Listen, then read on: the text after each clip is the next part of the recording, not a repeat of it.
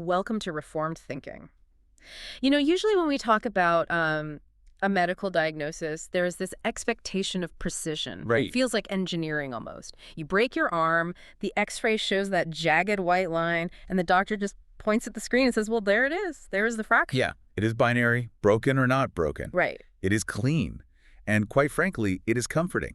I mean, human beings like things to be visible, to be categorized, and to have a clear, immediate solution that we can verify with our own eyes. Oh, absolutely. We want a cast, 6 weeks of rest, and a guaranteed outcome.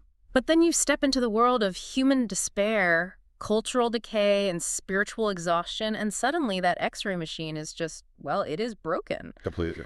We are looking at a diagnostic landscape that is entirely murky. I mean, you look around at the year 2026 and you see people suffocating under this heavy blanket of hopelessness. Yeah, they really are. The secular promises of a man-made utopia have completely fractured.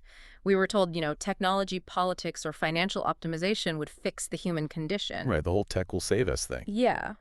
But people are parched for genuine meaning. They are searching for an anchor that actually holds against a massive tide of disappointment. Spot on. So today, for this deep dive, we are looking at one single sentence written by the Apostle Peter, specifically First Peter chapter 1, verse 3. It is a massive sentence, too. Oh, it really is. And it was written to people who were being hunted, losing their homes, and facing execution. And Peter's answer to their absolute terror was not some cheap platitude. It was an objective historical anchor. Yeah, and that historical context is absolutely vital if we want to understand the sheer weight of what Peter is doing here. Mm-hmm. Because if we miss the background, First Peter just reads like a nice collection of greeting card slogans. Right, like something you'd see on a coffee mug. Yeah, but the reality is entirely different. The setting is roughly between AD 62 and 64. The letter is written to a very specific group, these elect exiles scattered across Roman provinces like Pontus, Galatia, Cappadocia, Asia, and Bithynia. That is basically modern-day Turkey, right? Yes, regions in Asia Minor characterized by intense political, social, and religious pressure. Wow. The occasion of this letter is one of a burgeoning, terrifying crisis.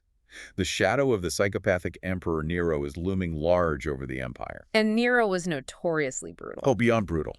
Christians are beginning to be scapegoated in ways that are hard for modern Westerners to really comprehend. They're being classified as enemies of the human race. I want to pause on that phrase, enemies of the human race, because, well, that sounds like hyperbole to modern ears, but it was a literal Roman designation, wasn't it? It was a very real designation. I mean, the Roman historian Tacitus uses that specific phrasing when describing how Nero blamed Christians for the Great Fire of Rome. Unbelievable. But even before the physical fires were lit, the social fires were already burning in these provinces. How so? Well, Roman society was held together by the glue of the imperial cult and the pagan pantheon. Every aspect of public life, the market, the government, the trade guilds, it was all tied to idol worship. Ooh, I see. So if you were a Christian blacksmith in Bithynia, for example, you were expected to attend the guild feast. And that invariably involved pouring out a libation to a god like Minerva or Jupiter. And you just could not opt out quietly? No, not at all. When you refused, you were not just seen as a religious eccentric. You were seen as a subversive, a traitor, an atheist who was angering the gods and jeopardizing the prosperity of the entire city. Wow. So the Christians Peter is writing to, they are facing the loss of property, the loss of social standing, and they're looking down the barrel of state-sponsored persecution. That brings us to this concept of the elect exiles. And, when we put this into a reformed covenantal framework, we are completely rejecting any idea of replacement theology here. Peter is not suggesting the church has somehow replaced Israel. He is using covenantal language to designate the church as a pilgrim community living in the last days. Right. Their heavenly citizenship is actively clashing with a Greco-Roman world that demands total allegiance to Caesar. Yeah, total allegiance. To put this into perspective for you listening, think about working in a foreign country where you do not speak the language, the cultural norms are completely alien to you, and on top of that, the laws are actively stacked against you. That is a great analogy. You have no safety net, you have no legal recourse. If someone accuses you of a crime, the presumption of guilt is automatic simply because you are an outsider. Yeah, you are guilty until proven innocent, and you probably cannot prove you are innocent. Exactly. I mean, spot on. Every single day you wake up, you are acutely aware that you do not belong, and the dominant culture is actively looking for a reason to expel you, or worse, execute you. That captures the psychological tension perfectly. This social and religious ostracization is an institutional reality that defines their daily existence. It is a constant grinding pressure. It really is. And this is precisely why superficial encouragement is completely useless for the original audience. Right. Superficial encouragement relies on the assumption that circumstances will eventually improve. It relies on a shifting temporal foundation. Like, oh, just hang in there. Yeah. People say, hold on, the economy will bounce back. Or, hold on, the next emperor will be more tolerant. But for them, that wasn't happening. No, for these believers, the temporal foundation was actively crumbling. If a Roman official can confiscate your business tomorrow simply because you refuse to offer a pinch of incense to the genius of the emperor, then any hope tied to financial stability is just dead. Gone. If you can be thrown into the arena for being an atheist because you reject the Roman gods, then any hope tied to physical safety or political reform is bankrupt. So if that Roman boot is on your neck and your house is literally about to be set on fire, Peter's first piece of advice is incredibly jarring. It really is. He does not give them an escape route. He does not provide a list of moral duties or a strategy for evading Roman guards. He tells them to sing. Yeah. We look at the actual grammar of the text, and verses 3 through 12 form one massive, complex Greek sentence. One single sentence. Right. It is an absolute explosion of praise. He starts with a verbalist exclamation, "Blessed be the God and Father." He places praise over panic. Yes. In Reformed theology, we talk about placing the indicative, what God has done, before the imperative, what man must do. Grace precedes duty. It is crucial. But wait, hold on. I get the theology here, but practically speaking. Right, in the real world. Yeah. If I am an early Christian and Nero is literally lighting my friends on fire to illuminate his garden, stopping to sing a hymn of praise sounds almost delusional. It sounds crazy. Why is theology the best first responder when you need a fire extinguisher? Well, it seems counterintuitive because our natural human instinct dictates that when the house is on fire, our entire field of vision narrows down to the flames, the smoke, and the nearest exit. Fight or flight. Yes. Panic consumes our cognitive bandwidth. We become obsessed with our immediate physical preservation. Sure, that makes sense. But Peter is writing as a shepherd of afflicted saints, and his aim is to move them from fear to praise. By starting with a massive doxology, he is deliberately forcing their field of vision to expand. Oh, wow. Okay. He teaches believers that the proper response to divine grace is praise, even in the middle of severe adversity. Worship itself acts as a form of spiritual resistance against despair. Spiritual resistance. I like that. Peter is training the saints not to deny their troubles, but to place those troubles under the greater reality of God's sovereignty. That completely flips the script on how we naturally process trauma. I mean, we want the practical steps first. Tell me what to do. Absolutely. If Peter started with the imperative, like here is what you must do to survive, he would be placing the burden of their hope entirely on their own performance under pressure. And we all know how that goes. Right. Human performance under the threat of torture is notoriously fragile. You might be brave on Monday and completely break down on Tuesday. Oh, for sure. By placing the indicative first, here's what God has already done. He removes the burden from their shoulders. Theology is the best first responder because it dictates reality. It sets the baseline. Yes. It tells the believer that the fire, while terrifying, is not the ultimate reality. The ultimate reality is the sovereign God who reigns over the fire. Wow. This single massive Greek sentence is an outpouring of a soul that has recognized that the worst Rome can do is still subject to the decree of heaven.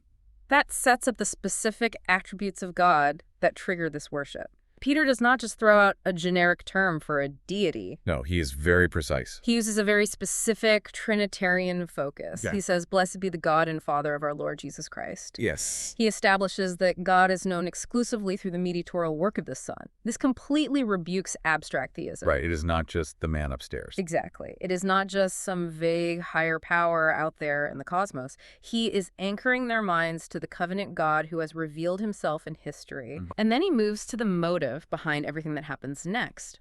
He says, according to his great mercy. Oh, yes. This ties directly into the Westminster Confession, specifically chapter 5 on providence and chapter 11 on justification. Right. The text insists that mercy assumes guilt, ruin, and total inability. God acts because humanity is spiritually dead. You know, the word mercy is often cheapened in modern vocabulary to mean something like general kindness or a polite pardon. Like letting someone off the hook for a parking ticket. Yeah, exactly that. But biblically, and particularly in a Reformed framework, mercy implies a state of absolute wretchedness on the part of the recipient. Total depravity. Yes, it implies total depravity. The Westminster Confession of Faith, in Chapter 11 on justification, makes it abundantly clear that God freely justifies sinners not by infusing righteousness into them, but by pardoning their sins and by accounting and accepting their persons as righteous for Christ's sake alone. Christ's sake alone. Right. This flows directly from Chapter 5 on providence, which shows that God, the great creator of all things, upholds, directs, disposes, and governs all creatures, actions, and things, from the greatest even to the least. So it is all connected. It is. Therefore, the great mercy Peter describes is the sovereign decree of God stepping into human history to save those who are entirely incapable of saving themselves. Let's put a modern lens on that because, the classic analogy people often use is a drowning man. Oh, I have heard that one a million times. Right. They say salvation is like throwing a life preserver to a drowning man. But even that falls short of what Peter is saying. It really does. If you throw a life preserver to someone treading water, there is still a cooperative effort. They have to reach out, grab the ring, and hold on while you pull. Yeah, they have to do something. A better way to understand this kind of mercy, this total depravity, is to think of a patient who has completely flatlined on an operating table. That is much better. The monitor is emitting a solid tone. There is no heartbeat. There is no brain activity. When the surgeon performs a successful heart transplant, the patient does not cooperate with the surgeon. They cannot. Right. The patient does not assist in making the first incision or stitching the new organ into place. The surgeon does all the work, and the patient simply wakes up breathing. Yeah. Salvation originates entirely in divine pity, not human merit. That heart transplant analogy is incredibly precise when dealing with the Reformed doctrine of monergism. And Peter introduces this right after mentioning God's great mercy. Okay, let's break that down. When salvation depends on your own moral fortitude or your ability to cooperate with grace, a Roman persecution will shatter your confidence immediately. Because you would just fail. Right. You will constantly wonder if your faith is strong enough to withstand the lions. But because it depends entirely on God's immense pity, the skill of the surgeon, to use your analogy, their standing is completely secure. And Peter explains the actual mechanism of this surgical operation in the very next phrase. He says, he has caused us to be born again. I want to look at the phrasing there because it is incredibly definitive. He has caused us. Yes. If you look at the original Greek Peter wrote this in, he uses a specific verb tense. That means this is not an ongoing process. It is a done deal. Yes, the aorist participle. Right. God did it, he finished it, and it cannot be undone. This is the doctrine of monergism, the teaching that God acts completely alone in regeneration. He is the sole actor. We contrast this with the synergistic errors of Arminianism, which assigns the human will a deciding role in the new birth. And it also refutes Roman Catholic baptismal regeneration. Spot on. God is the sole agent. This new birth is not a cosmetic fix. It is not a self-help routine where you just learn to be a slightly better version of yourself. No, it is not a life hack. Right. It is the impartation of an entirely new nature and lineage. And the Greek participle Peter uses makes it undeniably clear that the action belongs to God alone. Synergism teaches that God extends grace, but the ultimate deciding factor is the human will. Like God votes for you, Satan votes against you, and you cast the tie-breaking vote. Yeah, that terrible old saying. It suggests that the dead patient on the operating table somehow gives the surgeon permission to start the transplant. Which makes no sense. No, it does not. But monergism teaches that the new birth precedes faith. You must be given a new heart before you can pump blood. Right. The Westminster Confession, Chapter 10 on effectual calling, states that God enlightens the minds of the elect spiritually and savingly to understand the things of God, takes away their heart of stone, and gives them a heart of flesh, renewing their wills. A completely new heart. Yes.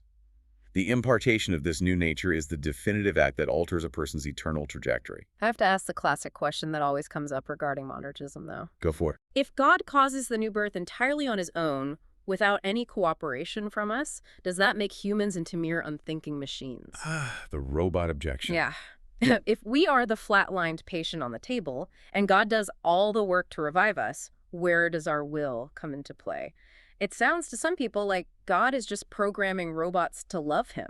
That is a very common objection, Huh. but it relies on a flawed understanding of what the human will is prior to regeneration. Okay, so? Well, the objection assumes that the unregenerate human will is free and neutral, standing at a crossroads, perfectly capable of choosing God or rejecting God. Just a blank slate. Right. But Reformed theology, drawing from texts like Romans 8 and Ephesians 2, teaches that the natural human will is in bondage to sin. It is enslaved. Exactly. Yeah. It is hostile to God. The flatline patient is not a machine, they are a corpse. A corpse cannot choose to start breathing. Wow, yeah. When God causes us to be born again, he is not overriding a free will, he is resurrecting a dead will. So the will is changed, not bypassed. Precisely. Notice the sequence in the Westminster Confession. The heart of stone is removed, the heart of flesh is given, and the will is renewed. Okay, I see. Monergism does not bypass the human will, it liberates it. Once the new nature is imparted, the believer willingly, eagerly, and joyfully responds in faith and repentance. Because they actually want to now. Right. The action of God in regeneration is the solitary cause, but the necessary effect is a human being who now possesses the spiritual vitality to believe. So it is natural to them now. Yes. The believer is not a robot acting out programming. They are a newly resurrected child of God acting entirely in accordance with their new living nature. That is a great distinction. A bird flies because it has the nature of a bird. A Christian believes because they've been given the nature of Christ. With the new birth secured by God alone, the conversation naturally moves to the direct outcome of that sovereign act. Peter says we are born again to a living hope. Living up. We have to contrast this living hope with the dead hopes of the secular world. People place their confidence in financial stability, political utopias, or personal health. Things that fade. Yeah. But ordinary hope in the secular sense is just wishful thinking. You hope the stock market goes up, you hope the biopsy comes back clear, you hope your political candidate wins the next election. It is just crossing your fingers. Exactly. Biblical hope is entirely different. It is a certain expectation of a future reality. Peter uses the present continuous tense for the word living. This hope breathes. It endures. It possesses a spiritual vitality that cannot be killed by Roman persecution in the first century or by modern cultural decay in 2026. The contrast between secular hope and biblical hope is the difference between an emotion and an anchor. That is good. Earthly hopes are constantly subject to decay because the objects of those hopes are subject to decay. Health deteriorates. Wealth fluctuates due to inflation or theft. We see that all the time. Right. Political empires, even ones as mighty as Rome, eventually collapse. If your hope is tethered to something that can die, your hope will eventually die with it. It has an expiration date. Yes, but Peter is telling these elect exiles that their new birth has tethered their future to something possessing indestructible life. Think about secular hope as a fragile paper umbrella. Okay. When the weather is nice, it looks great. It provides a little bit of shade. You can walk down the street and feel protected from a slight drizzle. Sure. But the moment a Category 5 hurricane hits, that paper umbrella is shredded instantly. It offers zero protection against a real storm. None at all. Living hope, on the other hand, is like a subterranean bunker. It does not matter what the weather is doing above ground. Right. The hurricane can be raging, tossing cars, and ripping roofs off houses, but inside that bunker, you are completely secure. The storm simply cannot touch the foundation. That bunker analogy works perfectly because the grammar Peter uses reinforces the idea of an impenetrable shelter. Really? How so? Well, this living hope is not a state of naive optimism. It does not require the believer to plaster on a fake smile while they were being dragged into a Roman prison. Like toxic positivity? Exactly. No toxic positivity here. It is a sober, clear-eyed recognition that present suffering is intensely real, but it is not the final verdict. Okay. The new birth fundamentally alters the believer's horizon. They are no longer enclosed within the narrow, suffocating boundaries of this present world. Their life is now oriented toward a future secured by God. That changes everything. It does. This is why the early Christians could face the arena with such confounding peace. Their hope was not that the lions would suddenly become tame. Their hope was that the lions could only destroy the physical body, while their actual inheritance remained completely untouchable. It was locked away. Yes, reserved in a vault that Nero did not have the keys to open. That subterranean bunker of hope has to be built on something objective, though. It cannot just be an abstract theological concept or a positive mental attitude. No, it needs grounding. The next segment of the text reveals the concrete foundation. Peter zeroes in on the phrase, through the resurrection of Jesus Christ from the dead. There it is. Hope is not based on subjective feelings. It is not based on mysticism. It is not based on a seeker-sensitive emotional high where the worship band plays the right chords to make you feel good. Right. It rests on a verifiable historical event. The resurrection is the vindicated sacrifice. It is the public declaration by the Father that the Son's atoning sacrifice on the cross was fully accepted. Amen. Furthermore, the resurrection is the actual instrument of salvation. Christ is the representative head of his people. Because he conquered death, his people share in that indestructible life. The phrase through the resurrection uses a preposition that indicates instrumentality. Instrumental, meaning it is the tool used. Right. The resurrection is not just an inspiring historical footnote. It is the active channel through which life is granted. Okay. This goes back to the concept of federal headship in Reformed covenant theology.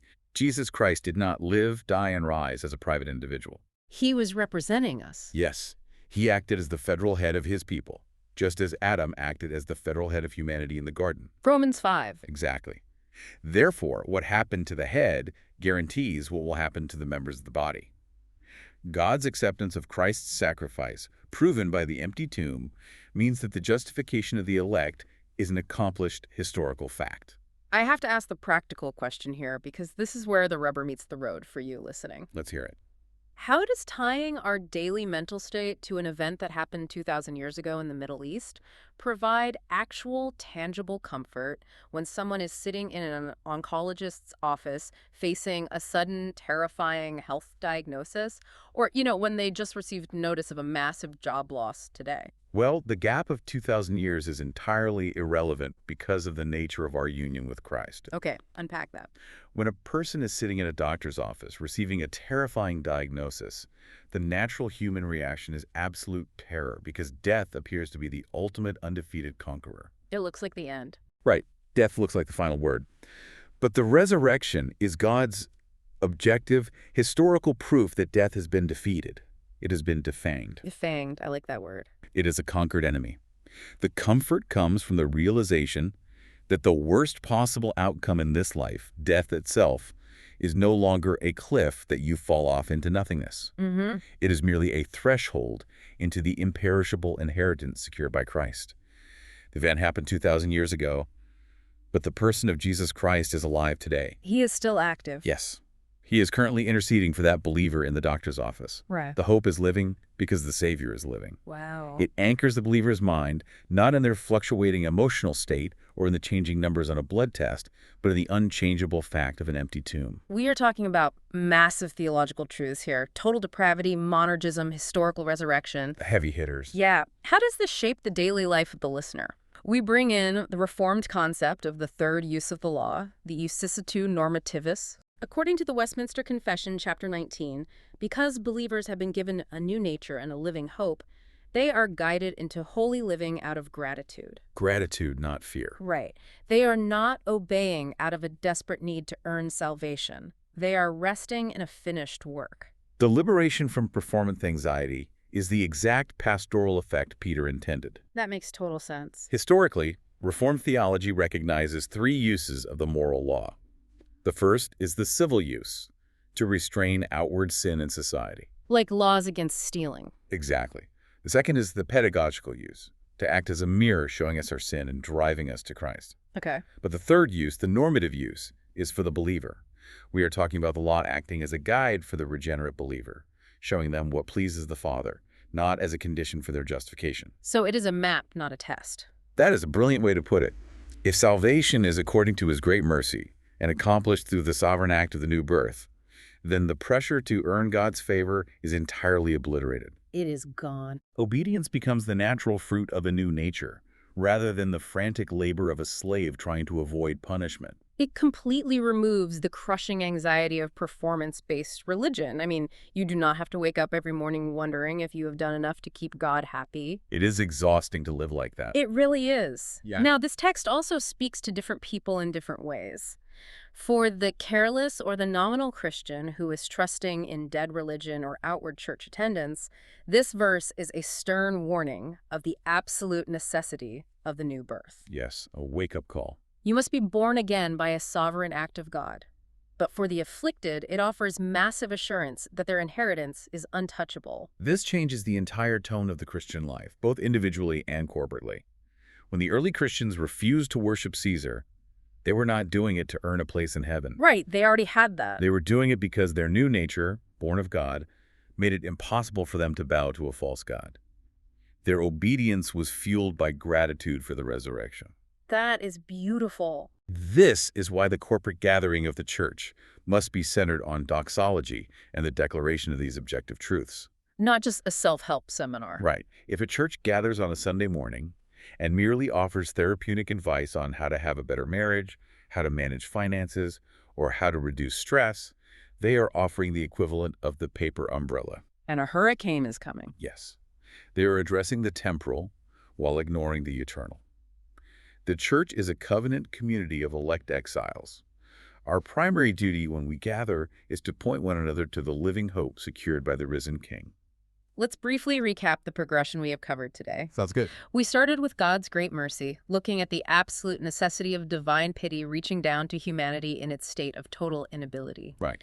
Then we moved to the sovereign act of the new birth, where God, acting entirely alone like a surgeon performing a heart transplant, imparts a new nature. The sole actor. Yes. This monergistic act results in a living hope, a hope that breathes and endures like a subterranean bunker against the storms of life. And all of this is entirely secured by the historical, objective reality of the resurrection of Jesus Christ. We have moved from the eternal decree of God through the historical action of the Son, resulting in the internal regeneration of the believer. It is a phenomenal text. It really is. Yeah. I want to leave you with a challenging idea to ponder long after this audio ends. We have talked about the broken X-ray machine of modern despair, the paper umbrellas of secular optimism, the subterranean bunkers of biblical hope, and the historical reality of the empty tomb. Yeah. But here's the question you have to answer for yourself. If your truest identity is an elect exile whose future is completely secured by an empty tomb, how does that alter the way you react to the very next piece of bad news you receive? That is the real test. When the world tries to threaten you with loss, whether it is a medical diagnosis, financial ruin, or cultural hostility, what happens when you realize you possess an inheritance that cannot be confiscated? Thank you for joining us on this deep dive into the text. Keep your eyes fixed on the risen King.